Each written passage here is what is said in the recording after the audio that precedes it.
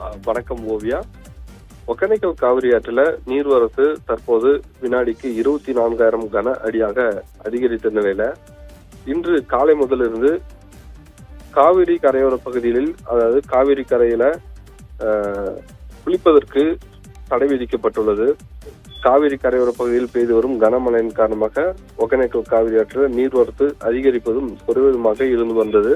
இந்த நிலையில்தான் காவிரி கரையோர பகுதியிலான அஞ்சட்டி, நாட்ராம்பாளையம், பிலிகுண்டுலு மற்றும் அதனை சுற்றியுள்ள பகுதிகளில் தொடர்ந்து கனமழை பெய்ததனால ஒகேனக்கல் காவிரி ஆற்றில் நீர்வரத்து நேற்று முதல் அதிகரிக்க தொடங்கியுள்ளது. இந்த நிலையில்தான் நேற்று காலை நிலவரப்படி வினாடிக்கு 14,000 கன அடியாக இருந்த நீர்வரத்து நேற்று மாலை நேரத்தில் மேலும் அதிகரித்து வினாடிக்கு 20,000 கன அடியாக அதிகரித்தன.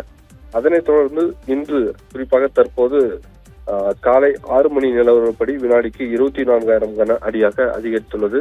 இந்த நீர்வரத்து அதிகரிப்பு காரணமாக சுற்றுலா பயணிகள் பாதுகாப்பு கருதி அருவி மற்றும் ஆற்று பகுதியில் குளிக்க மாவட்ட நிர்வாகம் இன்று முதல் தடை விதிக்கப்பட்டுள்ளது.